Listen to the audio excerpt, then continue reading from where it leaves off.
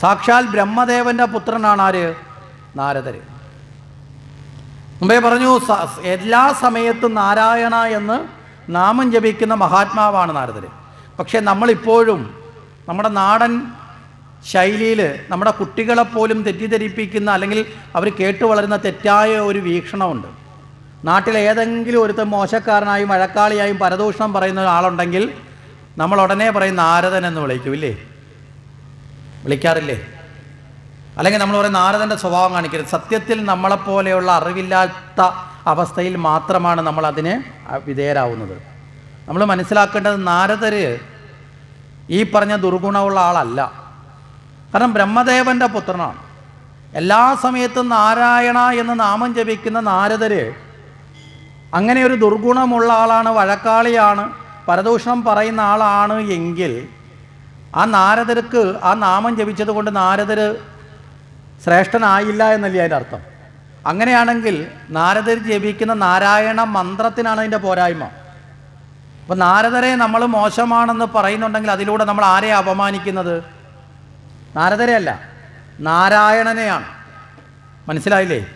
നമ്മൾ അങ്ങനെ ഏതെങ്കിലും തരത്തിൽ ഉപയോഗിക്കുന്നുണ്ടെങ്കിൽ നമ്മൾ അതിലൂടെ ആരെ അപമാനിക്കുകയാണ്?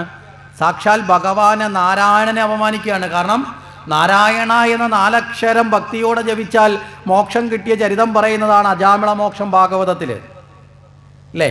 അന്ത്യകാലത്ത് ജീവിതത്തിൽ അനവധി തരത്തിലുള്ള ദുർവൃത്തികളിലൂടെ കടന്നുപോയെങ്കിലും അവസാന സമയത്ത് കാലപാർഷദന്മാരുടെ കയറ് മുഴുകിയപ്പോൾ നാരായണ എന്നൊന്ന് ജപിച്ചു. അത് ജപിക്കാൻ പറ്റാത്തത് കൊണ്ട് ഭരതൻ എന്ന് പറയുന്ന രാജാവ് സന്യാസം സ്വീകരിച്ചിട്ട് പോലും അത് ജപിക്കാതെ ആ ജപത്തിൽ നിന്നൊന്ന് വ്യതിചലിച്ചത് കൊണ്ട് അദ്ദേഹത്തിന് വീണ്ടും ജനിക്കേണ്ടി വന്നു. അജാമിളന് അത് ജപിച്ചത് കൊണ്ട് പുണ്യം നേടി. ഇവിടെ എല്ലാ സമയത്തും നാരായണ എന്ന് ജപിക്കുന്ന നാരദർക്ക് ശുദ്ധി നേടാൻ സാധിച്ചില്ലെങ്കിൽ അത് നാരദരുടെ മാത്രം കുഴപ്പമല്ല, നാരായണൻ്റെ കുഴപ്പം കൂടിയാണ്. അപ്പോൾ അതുകൊണ്ട് നാരദർ ഒരിക്കലും അങ്ങനെയുള്ള ആളല്ല. പിന്നെയുണ്ടോ ഈ ഭാഗവതം അടക്കം, മനസ്സിലായില്ലേ? സർവ്വവിധമായ അജ്ഞാനത്തെ അകറ്റുന്ന ഭാഗവതത്തെ അടക്കം അനവധി പുരാണങ്ങൾ വ്യാസന് ഉപദേശിച്ചു കൊടുത്തതാരാ? നാരദരാണ്. നാരദർക്ക് അറിവുള്ളത് കൊണ്ടല്ലേ ഉപദേശിച്ചു കൊടുത്തത്, ഇല്ലാത്തവന് കൊടുക്കാൻ പറ്റുമോ? ഇനി വ്യാസന് കൊടുത്തത് മാത്രം അവിടെ നമ്മൾ നോക്കണ്ട. വാൽമീകിക്ക് രാമായണം പറഞ്ഞു കൊടുത്തതാരാ? നാരദരാണ്. അപ്പം സർവജ്ഞാനിയാണ് നാരദർ,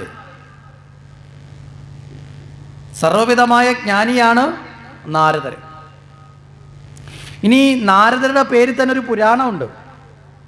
ഇവിടെ ശ്രീകൃഷ്ണ ഭഗവാന്റെ പേരിൽ ഭാഗവതം ഉള്ളതുപോലെ, ഗരുഡൻ്റെ പേരിൽ പുരാണമുള്ളതുപോലെ, ഗണപതിയുടെ പേരിൽ പുരാണമുള്ളതുപോലെ, ശിവൻ്റെ പേരിൽ പുരാണമുള്ളതുപോലെ, ദേവിയുടെ പേരിൽ ദേവീ ഭാഗവതം പുരാണമുള്ളതുപോലെ നാരദരുടെ പേരിൽ തന്നെ ഒരു പുരാണമുണ്ട്. മോശക്കാരനാണെങ്കിൽ അങ്ങനെ ഉണ്ടാവുമോ? സർവജ്ഞാനത്തിൻ്റെ അധിപനാണ്. ഇനി ഭക്തി എന്ന് പറയുന്ന ഭക്തിയെ വളരെ കൃത്യമായി വ്യാഖ്യാനിച്ചിട്ടുള്ള ആളുമാരാണ്? നാരദരാണ്. ഓരോ പ്രതിസന്ധി ഘട്ടങ്ങളിലും ഈ പ്രപഞ്ചത്തിൽ ജീവിക്കുന്ന സജ്ജനങ്ങൾക്കെല്ലാം ആശ്രയമായി വന്നു ചേരുന്നത് നാരദരാണ്. രക്ഷപ്പെടാനുള്ള മാർഗ്ഗം ഉപദേശിച്ചു കൊടുക്കുന്ന ആൾ നാരദരാണ്. ഇവിടെ നാരദർ പിന്നെ നമുക്ക് തോന്നും ചില സ്ഥലത്ത് വന്ന് ഇടപെടുന്നുണ്ട്. പക്ഷെ അവിടെ ഇടപെടുന്ന സ്ഥലത്ത് നമ്മൾ മനസ്സിലാക്കേണ്ടത് നാരദർ ഇടപെടുന്ന ഒരിക്കലും നല്ല വ്യക്തിയെ മോശക്കാരനാക്കാനല്ല. ആണോ? ഏതെങ്കിലും നല്ല ആളിനെ മോശക്കാരനാക്കി കലഹം ഉണ്ടാക്കിയ ചരിതം നാരദരുടെ കഥകളിലുണ്ടോ? ഇല്ല. നാരദർ വരുന്നത് എങ്ങനെയാ? ദുർജനത്തിന് വന്ന് ആ ദുർജനത്തിൻ്റെ ആളാണെന്നുള്ള നിലയിൽ കൂടി അയാളെ വളരെ വേഗത്തിൽ ഇല്ലാതാക്കാനുള്ള വഴി ഒപ്പിച്ചു കൊടുക്കും. ദേവകാര്യം സാധിപ്പിക്കാൻ വേണ്ടി ദുർജനങ്ങളെ വളരെ വേഗത്തിൽ നിഗ്രഹിക്കാനുള്ള വഴിയിലേക്ക് ആരെത്തിക്കും? നാരദരെത്തിക്കും. മനസ്സിലാവുന്നുണ്ടോ? അപ്പോൾ ഒരർത്ഥത്തിൽ സമാജത്തെ ശുദ്ധീകരിക്കലാണ് നാരദർ ചെയ്തു കൊടുക്കുന്നത്. അതിന് സഹായമാണ്. അപ്പോൾ അവിടെ പക്ഷേ ഇന്ന് നമ്മൾ എടുത്തു നോക്കേ, നമ്മളെ നാട്ടിലെ പരദൂഷണം പറയുന്നവർ അങ്ങനെയാണോ? നമ്മളെ നാട്ടിലെ പരദൂഷണം പറയുന്നവർ മോശപ്പെട്ട ആൾക്കാരെ കുറിച്ചിട്ടാണോ പരദൂഷണം പറയുന്നത്? നല്ല ആൾക്കാരെ കുറിച്ചിട്ടാണോ? ആരെക്കുറിച്ചിട്ടാണ്? നമ്മളെ നാട്ടിലെ പരദൂഷണം പറയുന്നത് മോശപ്പെട്ട ആളിനെ കുറിച്ചിട്ടാണോ നല്ല ആൾക്കാരെ കുറിച്ചിട്ടാണോ? നല്ല ആൾക്കാരെ കുറിച്ചിട്ടാണ്. മോശപ്പെട്ടവനെ കുറിച്ച് പറയേണ്ട കാര്യമില്ല. നല്ല ആൾക്കാരെ കുറിച്ച്, അതാണ് പറഞ്ഞത് പരദൂഷണം എന്ന് പറയാം. പരഭൂഷണമുണ്ട്, പരദൂഷണവും ഉണ്ട്. രണ്ടും കേൾക്കുമ്പോൾ ഒരേ കണക്കുള്ള വാക്കാണ്, ഒറ്റ അക്ഷരത്തിൻ്റെ വ്യത്യാസമേ ഉള്ളൂ. ഒന്ന് പരഭൂഷണമാണ്, ഒന്ന് പരദൂഷണമാണ്.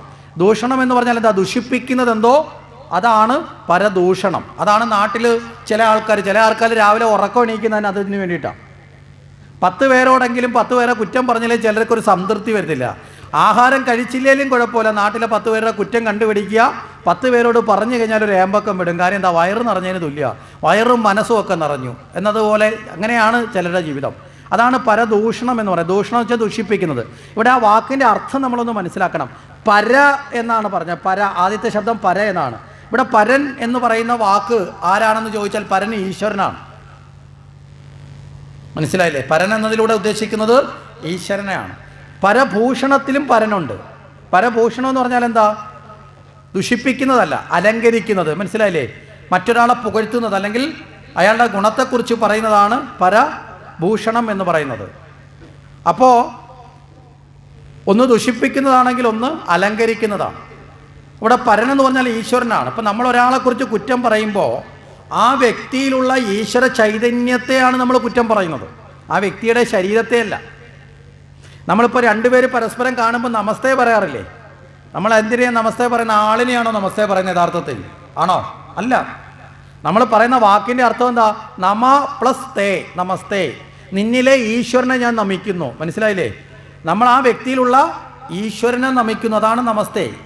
അതുകൊണ്ട് ആ വ്യക്തി തിരിച്ചെന്ത് പറയും? നമസ്തേ, ഞാൻ നിങ്ങളിലെ ഈ ഈശ്വരനെ നമിക്കും. അപ്പോൾ പരസ്പരം നിന്നിലും എന്നിലും കുടികൊള്ളും പരം ഏകമാം ചൈതന്യമാണ് ഈശ്വരൻ എന്ന ബോധത്തെ പകരുന്ന ആചാരമാണത്. എവിടെയാണ് ഈശ്വരൻ? നിന്നിലാണ്, എന്നിലാണ് ഈശ്വരൻ. നിന്നിലും എന്നിലും കുടികൊള്ളും പരമേകമാം ചൈതന്യമാണ് ഈശ്വരൻ. ഇതിനപ്പുറത്തൊന്നുമല്ല ഈശ്വരൻ, നമ്മളിൽ എല്ലാവരിലും കുടികൊള്ളുന്ന ചൈതന്യമാണ്. ആ ബോധത്തെ അറിയുന്നവനാണ് പരഭൂഷണം ചെയ്യുന്നത്. അതറിയാത്തവൻ എന്ത് ചെയ്യും? പരദൂഷണം ചെയ്യും. ഇവിടെ നാരദരെന്ന് പറയുന്നത് വളരെ ശ്രേഷ്ഠമായ ജ്ഞാനത്തിൻ്റെ തലമാണ്. അതുകൊണ്ട് ഒരിക്കലും നാരദരെ ആ അർത്ഥത്തിൽ നമ്മൾ കാണാൻ സാധിക്കരുത്.